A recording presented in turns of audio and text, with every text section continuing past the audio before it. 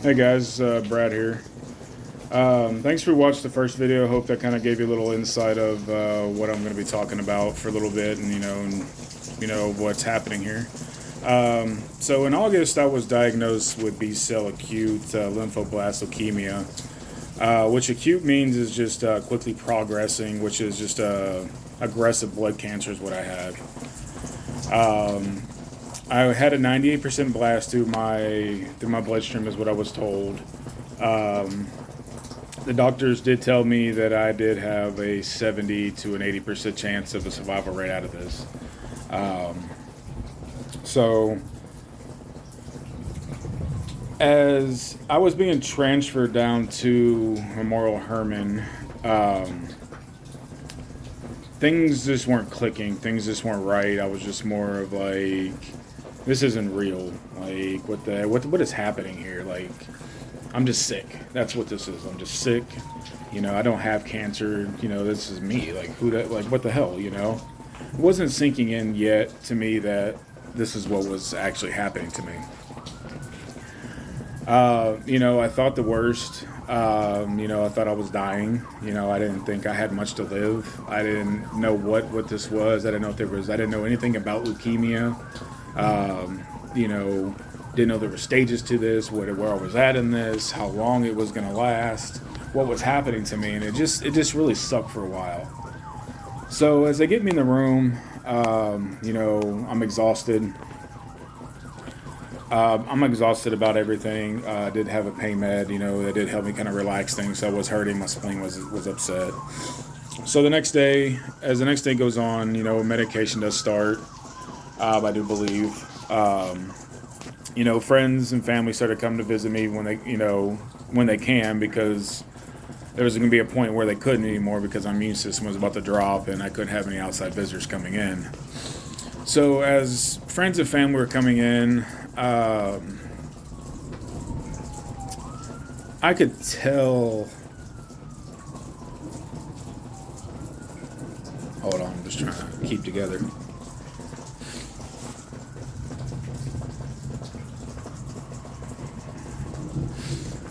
I could tell that they were trying to keep it together for me. They were, trying to goof with me and things like that, try to keep my spirits up, and but deep down, I was doing that for them. Sorry. Trying to get emotional in this video. Shoot. But deep down, I was doing that for them. I was hurting on the inside. I really was. I was still asking, like, why me? Like, what did I do wrong? And I just, I couldn't accept it. I didn't want to. And I told my wife that.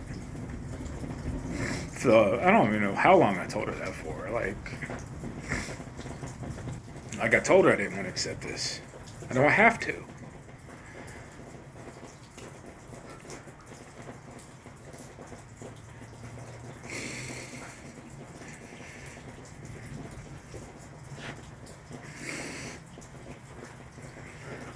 Sorry.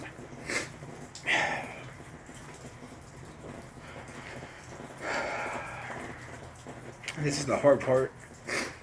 It's on the second video, but man, it's the hard part. But as time went by, and I was taking the drugs, and things were just feeling like crap, and just sucking. God, it sucked.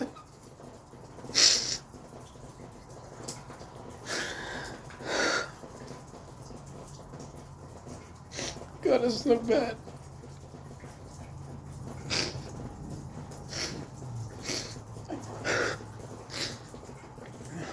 But I pushed through, guys. I did. Because the day I snapped out of it, I snapped out of it. And I said, this isn't me. This isn't going to happen to me. I'm just going to fight this. And I'm stubborn. I'm going to do this. I'm going to keep pushing through. And I did. And I fought and I fought and I fought. And then I got the news that I was in remission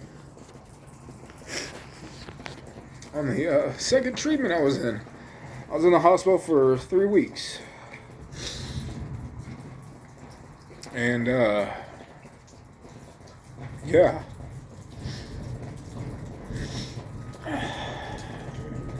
So, as I was going through everything, I learned to accept that this is just a new chapter in my book. That you're going to accept this, and this is what it's going to be. You know, this is the road we're going down now, and we have to deal with it. So, I started getting my spirits back up. You know, feeling better. You know, I'm like, okay, we're in remission. We're doing good. My body's responding very well to everything. Heck yeah. So, the doctors, you know, great team. I don't have anything bad to say about them. They did put a big scare to me. They did tell me there was no way it's about it that I need a bone marrow biopsy. I know I told in this first video, but I'll kind of explain a little bit more. So, as I'm in the hospital, that's all I keep thinking about. Man, this is what I'm going to need. Man, this is going to suck. They pretty much damn near take you to death, you know, and hope your body responds to everything, and hoping nothing comes back, and blah, blah, blah. And it's just like, I don't want to do this. I told my wife, I don't want to do this whatsoever. This is just going to suck. So, as time went on, I was in the hospital for 3 weeks. I'm responding well. It just, you know, my body did hurt. It did suck. You know, I was refusing some pain meds. Some that I did take, which I don't like taking pain meds whatsoever. So one morning the doctor came in and he poked his head in, and he's early in the morning, just had his coffee and just hey, if we can get your bone marrow biopsy done today, you know, which they'll take a sample of my bone marrow and they'll sample it, make sure there's no cancer cells in it anymore. He's like, we'll send you home. And I couldn't believe it. I'm like, I'm going to go home. This is like a week early. Like, are you serious? Like, I'm seriously going home? He's like, yeah, we get all this done. You know, you're going to go home. So, out of some miracle, everything just fell into place. I was in such happy spirits just to get the hell out of there, go home, see my family. I'm out of the hospital. You know, everything's rocking and rolling. So, as I get home, I'm in good spirits. Everything's good. You know, I'm happy.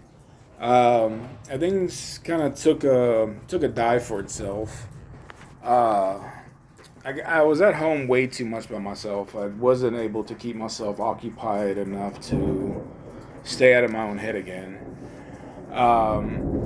So the bad thoughts started coming back in my head. Is like, this just sucks. You know, I was still feeling some pains from the medicine. You know, the after effects of everything was just sucking, and just stomach ache, just feeling tired all the time. Was just exhausting. It just mentally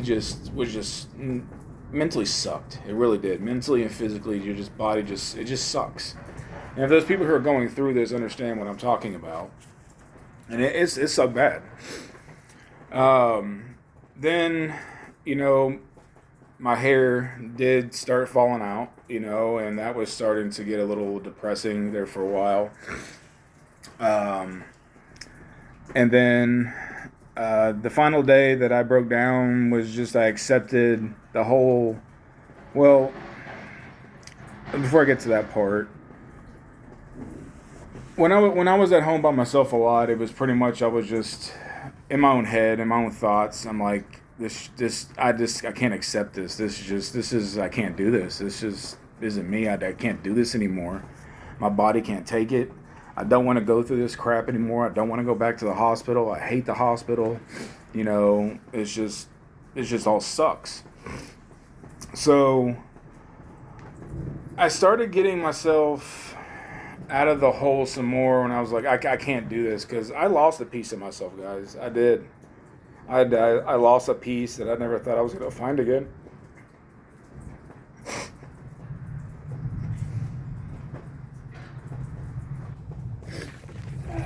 Sorry. I'm probably ugly as hell when I cry. But I didn't think I was. I didn't think I was gonna. I didn't think I was gonna find that piece of me.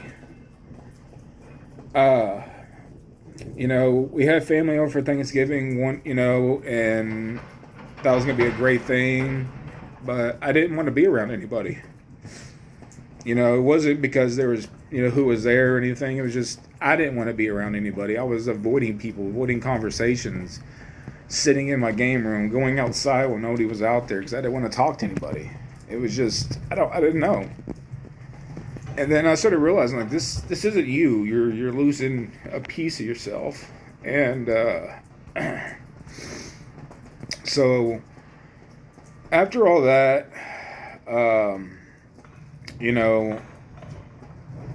I was like, I can't do this anymore. I got to get around people. I got to get around people who love me, who want to talk with me, and I want to talk with them. And so I started going back to work and started trying to get that normalized thing back in my life again. And that's what I needed. And I needed that support again. And I know I never lost it, but I'm just glad it was always there.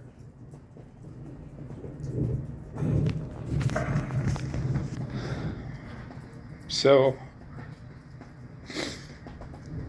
but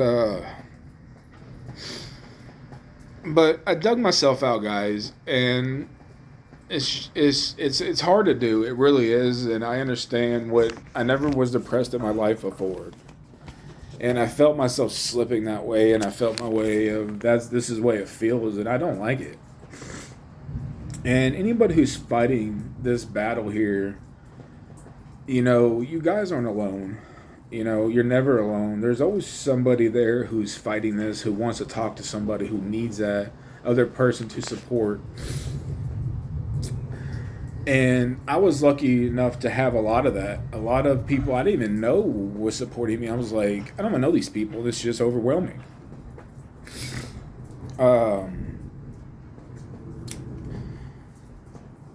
A lot of music also was helping me get out of my I don't want to say depression, my bad times. It helped me out a lot get out of my bad times. Just listen to good spirited music that I wanted to listen to that wouldn't bring me down. It just would just uplift me. That just made me feel good every time I would just listen to it. Just those good songs that just made you feel good. And the wife and I have been together for a very long time. And when things get tough for us, and she gets stressed out, I say, everything's going to be all right. We've been through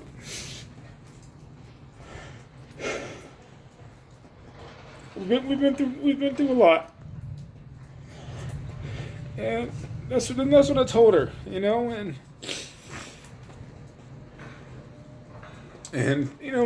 things were all right, We just kept pushing that good spirit, and that's what we kept doing. Is just kept pushing and pushing and pushing, and the music helped, and people's support helped me, and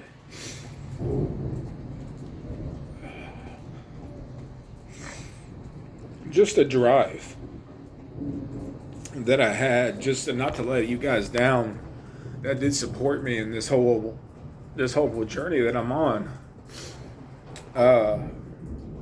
So towards the end of all this, I went to.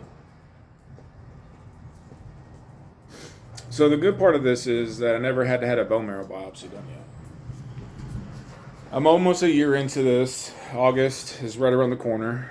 I think it's August 20th. I think my wife told me that everything started happening. So I'm right around the corner of everything. So the best thing about this happened is that Memorial Hermann, they did scare me, so I had to have one. Only a few cases didn't have to have a bone marrow transplant done. So those are the scary things. So that's going through my head. So what helped me too is that I'm getting good news to this whole journey that I'm going on. It's just boosting me up more. I'm like, okay, I'm doing good things. Okay, things are happening. Just keep a better mindset, because if you do, things are happening for yourself. And that's what was happening. So they send me over to MD Anderson. So I go there and I go talk to, and it's supposed for a consultation. So I walk in there and we sit down, and the young lady there that's talking to us, she looks confused. It's like pretty much like, why are you here? I'm like, well, they told me that I needed a bone marrow transplant. There was no way around it, and I'm here for a consultation for everything. And she's like, well, from the records I can see, you don't need one. So I'm like, all right, well, this is kind of weird.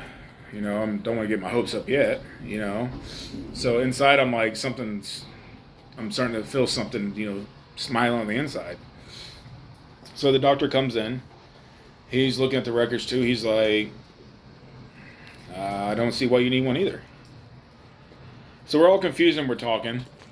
And he said, hey, I have a doctor who specializes in your type of leukemia, your B cell. He said that I would like to have you just talk with him, and we'll go that route. So, you know, not going to hurt. Never thought about getting a second opinion about all this. So I encourage that part, is get a second opinion. Doesn't matter how the doctor's treating you. Always get a second opinion, and the treatment could be better. So I go through MD Anderson. I do it through their whole little loops and all that, all their testing. Then I talk to the doctor. He comes and tells me, he's like, hey, okay, this is the plan. You're not a candidate whatsoever for a bone marrow transplant whatsoever. If you go with my plan, this is what it is. He said you'll do 4 rounds of the harsh chemo, and then you'll do Blina, which is the bag, you know, that hooks to the port, and then we do maintenance after that. So I was like, all right. And then he's there telling me that the survival rate of this is 80 to 90%. I was like, well, what the hell? You know, this protocol just seems a lot better.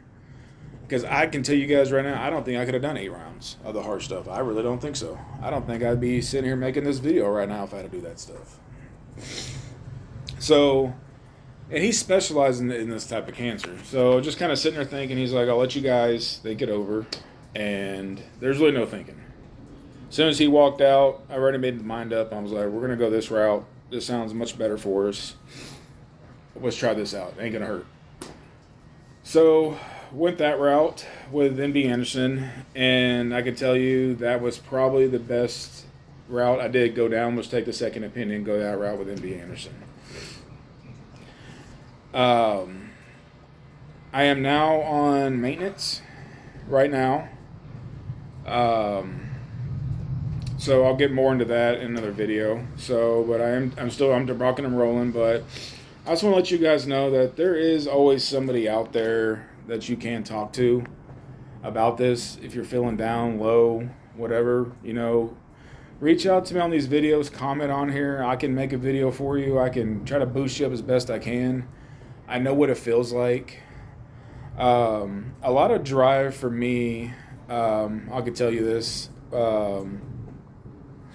was when I was diagnosed with it, I was going through the hard times, and I just kept replaying in my head that there's children that go through this stuff that don't even know what's going on, really. And they're getting tested, they're getting their, you know, medication put in, they're feeling like crap, and they're just trying to understand what's happening, and they can't.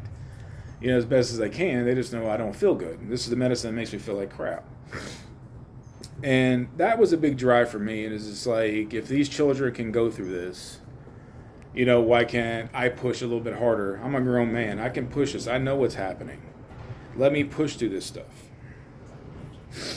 Then I had a little bit of a more of awakening of a mindset for myself. There was a gentleman named Steven. Never got to meet the guy, but knew his story. Knew what he went through. You know, pains that this gentleman did go through. You know, that when I had to endure and go to, when I went to his funeral, it was hard for me because the way the gentleman was the same age I was. He fought a lot harder battle than I did, or I am. He went through a lot more stuff, and he fought hard. Man, that guy fought hard. God, he fought hard.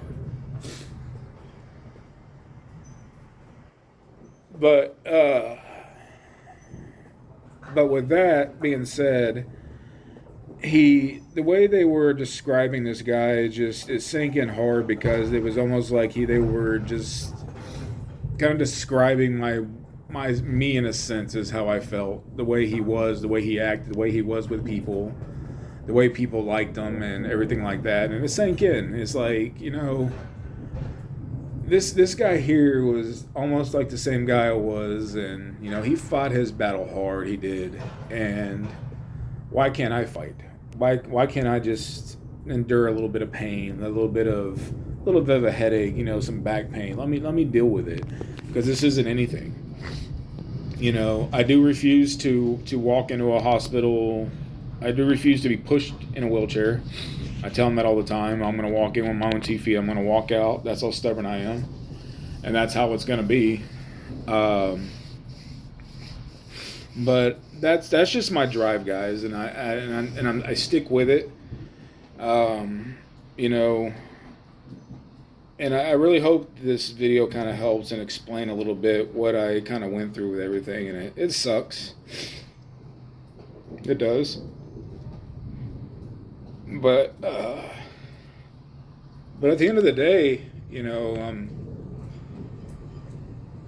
all the good things that have been happening, and all the people that I have for support, and just people that are just want me well and just prayed for me and just were there for me, and just God, man, it'll give you a sense of hope. It really will. And I really hope that I give people a sense of hope that you can battle this. This isn't. I'm not a unique case, guys. This is anybody. Your body's gonna respond on the way you feel. If you're feeling down, you're feeling like crap, and you feel like this is the end of the world for you, it's not. And that's how your body's that's how you're gonna be, and that's how your body's gonna take it. But if you have that good mindset of just, this isn't gonna be the end of me. I'm gonna fight this to the end. And you're gonna fight it to the end. And that's what I'm doing, guys. I'm gonna fight this to the end. Look, my hair's growing back. I feel good. Yeah, I do have my pains here and there, but that just comes with it all. I just tell my wife this is just Brad being Brad. That's just what it is. So, hopefully this video reaches a few of you guys, and I'll make another one hopefully next week. Talk to you guys later.